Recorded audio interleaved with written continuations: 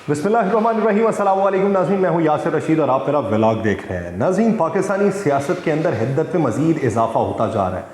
जो तमाम सियासी फ़रीक़ैन हैं वो अब मिल बैठने को तैयार नहीं हैं, क्योंकि मुज़ाकरात के तमाम रास्ते इस वक्त बंद हो चुके हैं।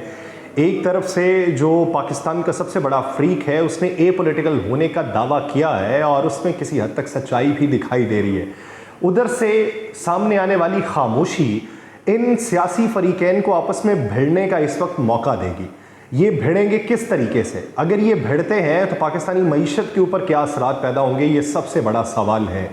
क्योंकि मौजूदा सूरत हाल में पाकिस्तान का जो बड़ा मुआशी तबका है वो इस सूरत हाल से दो चार है कि उन्हें लगता है कि आने वाले 2 माह के अंदर पाकिस्तान की बड़ी इंडस्ट्रीज़ बंद होने जा रही हैं। यहाँ पे जितने भी प्रोडक्शन यूनिट लगने वाले हैं वो बंद हो जाएंगे, या माजी में जो लगे थे वो अपनी प्रोडक्शन को आधा कर देंगे। तो फिर पाकिस्तान में गुजर बसर किस तरीके से होगा? ये बड़े सरमायाकारों के इस वक्त तासुरात हैं। तो आप फिर सोचिए कि छोटी ट्रेड्स यूनियन, छोटा कारोबारी तबका, छोटी मार्केट्स, उनकी इस वक्त सूरत हाल क्या होगी। वो तमाम सियासी फ़रीक़ैन के ऊपर इस वक्त दबाव बढ़ा रहे हैं कि आपको मिल बैठ के कोई नतीजा अखज़ कर लेना चाहिए, बसूरत दीगर हम कंगाल हो जाएंगे, हम पाकिस्तानी मईशत में अपना कोई हिस्सा नहीं डाल पाएंगे, तो फिर आप किधर जाएंगे। लेकिन ये बात जो है ये सियासी फ़रीक़ैन के ऊपर असरअंदाज नहीं हो रही। इसकी बुनियादी वजूहात क्या हैं? इसकी वजूहात ये हैं कि एक पार्टी को ये लगता है कि अगर हम इक़्तिदार से बाहर हो गए तो फिर ये मामला तमाम दीगर जमातों के हाथ में चला जाएगा, वो जितना फ़ायदा उठाना चाहेंगे वो उठा लेंगे। जबकि दूसरों को ये लगता है कि अगर हम बाहर इनके कहने पे होते हैं तो फिर हमारे हाथ क्या आएगा। अब इसी कशमकश के अंदर मुज़ाकराती दौर भी हुआ, लेकिन उस मुज़ाकराती दौर का नतीजा क्या रहा? सिफर रहा। अब आगे बढ़ने की जहाँ पे तवक्को की जा रही थी वहाँ से पीछे हटने के हालात हमें दिखाई दे रहे हैं। पाकिस्तान तहरीक इंसाफ जो कुली तौर पे असम्बलियों से निकल जाने की बातें कर रही थी, उसने 2 हफ्तों पर मुहित एक मुशावरती सेशन का आगाज़ किया जिसमें तमाम अरकान असम्बली और तमाम PTI के रहनुमाओं से बातचीत हुई। उन बातचीत के अंदर मुशावरत में ये बात सामने आई कि हमें खैबर पख्तूनख्वा से की असम्बली भी तहलील करनी चाहिए, पंजाब की असम्बली भी तहलील करनी चाहिए, आज़ाद कश्मीर से भी असम्बली से बाहर निकलना चाहिए, गिलगित बल्तिस्तान से भी बाहर निकलना चाहिए, सिंध असम्बली से भी तमाम अरकान के इस्तीफ़े होने चाहिए। तो मजमूई तौर के ऊपर हम एक ऐसी हाइप क्रिएट कर सकते हैं जिसके बाद वफाकी हुकूमत मजबूर हो जाए नए इलेक्शन के लिए। लेकिन फिर कुछ मुशावरत देने वालों ने यह भी बात की कि आप अगर मजमूई तौर पे निकलते हैं, वफाकी हुकूमत इंतखाबात की तरफ नहीं जाती, तो फिर आपके हाथ में क्या रहेगा? 7 से 8 माह क्या आप तवील मुद्दती अपनी इलेक्शन कैंपेन चला सकते हैं? क्या इतना बोझ आप बर्दाश्त कर सकते हैं? और इस बात की यकीन दहानी कौन करवाएगा कि हमारा जो अभी नैरेटिव है ये नैरेटिव अगले 7 से 8 माह भी इसी तरीके से मजबूत रहेगा? अगर मईशत में कुछ चेंजेस आ गई जो अभी फिल वक्त आती हुई दिखाई नहीं दे रही, लेकिन अगर आ गई और बेहतरी का सामान हो गया, तो तब हमारे पास सियासी तौर के ऊपर क्या जवाब बचेगा कि हम आवाम के सामने जा सकें और ये कह सकें कि वफाकी हुकूमत आपके लिए कुछ इक़दाम ना कर सकी। अब जो फैसला हुआ उस फैसले के मुताबिक पंजाब की 3 बड़ी डिवीजन्स के अरकान सूबाई असम्बली ने मुलाकातें की हैं। उसमें कौमी असम्बली के मेंबरान भी मौजूद थे जिनके इस्तीफ़े अभी तक मंजूर नहीं हुए। उन्होंने ये कहा कि हमें टेस्टर लगाना चाहिए, जो बात मैं अपने गुज़श्ता व्लॉग्स में भी कर चुका हूँ। अब टेस्टर लगाने की जो बातें हुई उसमें ये बात वाज़े हुई है कि पंजाब की असम्बली को इसी माह तहलील किया जाएगा, लेकिन खैबर पख्तूनख्वा की असम्बली की अभी बातें नहीं हो रही, ना ही उनसे इस बड़े पैमाने के ऊपर मुलाकातें हुई हैं। ना तो महमूद खान साहब की तरफ से ऐसा कोई बयान सामने आया है। उनका यही बयान है कि जब हमें हुक्म होगा हम असम्बलियाँ तहलील कर देंगे, लेकिन उनके लिए अभी हुक्म जारी होता दिखाई नहीं दे रहा।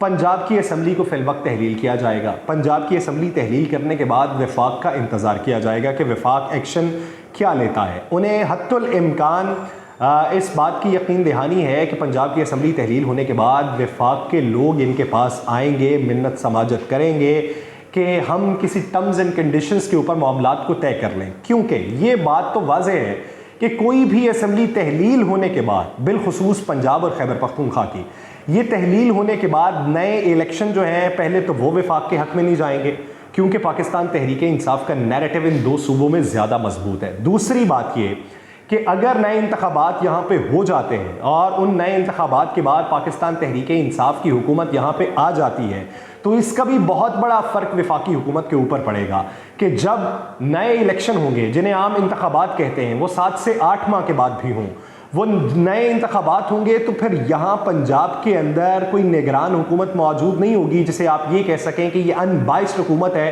اور اس کے اوپر تمام جماعتوں کا اتفاق ہوگا۔ وہ ٹیکنوکریٹس ہوتے ہیں، وہ جس طرح کے بھی اقدامات اٹھائیں کہیں نہ کہیں پہ آ کے تمام پارٹی رضامند ہو جاتی ہیں، وہ الیکشن کے نتائج کو مان لیتی ہیں۔ لیکن اگر پی ٹی آئی کی یہاں پہ حکومت ہوئی تو پھر وفاقی حکومت کے لوگ جو یہاں سے الیکشن لڑیں گے وہ اس سے پہلے ہی پری پول ریگنگ کا الزام لگانا شروع کر دیں گے کہ ریاستی مشینری کا استعمال کیا جا رہا ہے، ان حلقوں کے اندر جو ہے ترقیاتی کام ہو رہے ہیں، ان حلقوں کے اندر ترقیاتی کاموں کو کس طریقے سے رکوائیں گے؟ نگران حکومت تو ہوگی نہیں، مستند حکومت بیٹھی ہوگی، وہ ترقیاتی کاموں کا اجرا کرے گی تو کس طریقے سے رکوا پائیں گے؟ ترقیاتی کاموں کا اجرا ہوگا تو پھر ان حلقے کے لوگوں کو کس طرح سے منا پائیں گے کہ آپ ووٹ اس سائیڈ کو دیں؟ یہ دو چیزیں وفاقی حکومت کے حق میں نہیں جائیں گی۔ اسی وجہ سے پاکستان تحریک انصاف خود کو اس وقت مضبوط سمجھ رہی ہے کہ اگر ہم پنجاب سے باہر نکل جاتے ہیں تو یہ بھی بات ہمارے حق میں آئے گی۔ اب پنجاب کی اسمبلی فرض کر لیں تحلیل ہو جاتی ہے، اس کے بعد منظرنامہ کیا ہوگا؟ کیا ہم معاشی طور پہ مضبوط ہو سکتے ہیں؟ کیونکہ ہم معاشی طور پہ اس نہج تک پہنچ چکے ہیں کہ جہاں پہ ہمارے ارد گرد ہر طرف خطرے کے بادل منڈلا رہے ہیں اور یہ خطرے کے بادل چھٹتے ہوئے بھی دکھائی نہیں دے رہے۔ پاکستان کا جتنا بھی معاشی طبقہ ہے، وہ بڑی ٹیکسٹائل ملز ہوں، بڑے پروڈکشن ہاؤسز ہوں، وہ بڑی ٹریڈ یونینز ہوں، ان کو ایک ہی خطرہ لاحق ہے کہ اگلے 2 سے 3 ماہ کے دوران ایسی معاشی ہیجانی کیفیت پیدا ہونے والی ہے کہ ان کو اپنے کاروبار ٹھپ کرنا پڑ جائیں گے، آدھے کاروبار یا تو بند ہو جائیں گے یا پھر کلی طور کے اوپر انہیں کسی اور طرف راغب ہونا ہوگا۔ یہ میں مستند ذرائع کی خبر بتا رہا ہوں، یہ چیمبرز کی ملاقاتیں ہیں، جو چیمبرز کی میٹنگ ہے، جو ٹریڈ یونینز کی میٹنگ ہے، ان کے منٹس میں یہ باتیں لکھی ہوئی ہیں جو انہوں نے وفاقی کابینہ کے گوش گزار کیے ہیں، پنجاب حکومت کے گوش گزار کیے ہیں کہ ہمارے اوپر آپ نے جو عذاب مسلط کر دیا ہے، آپ کی پالیسیز ٹھیک نہیں ہیں اور یہ ٹھیک ہوتی ہوئی دکھائی بھی نہیں دے رہی، تو خدا کے لیے ہمارا کچھ سوچئے، ایل سیز کو کھولیے، ایکسپورٹ بڑھانے میں ہماری مدد کیجئے اور ہمیں کچھ سبسیڈائز کیجئے، وہ چاہے آپ بجلی کے پیسوں کی مد میں ہوں یا چاہے فرنس آئل کے پیسوں کی مد میں ہوں یا گیس کی مد میں ہوں۔ لیکن وفاقی حکومت اس کی متحمل نہیں ہو سکتی۔ وفاقی حکومت تو بارہا یہ پیغام دے چکی ہے کہ ہمیں اپنے خرچوں کو محدود کرنا ہوگا، ہمیں اپنے سرکل کو محدود کرنا ہوگا۔ سوال یہ پیدا ہوتا ہے کہ پاکستانی عوام کے اوپر کیا چیز مسلط ہے، ہم کس عذاب میں مبتلا ہیں؟ ہمارے بڑے ہمیں بتاتے تھے کہ ہمارے بچپن کے ادوار میں یا جوانی کے دور کے اندر اس طرح کے بیانات منظر عام پہ آتے تھے کہ ہمیں قرضہ ختم کرنا ہے تو اس کے لیے اپنی جیب کاٹنی ہوگی، اپنا پیٹ کاٹنا ہوگا، بھوک برداشت کرنی ہوگی، ملکی خزانے میں پیسے جمع کروانے ہوں گے۔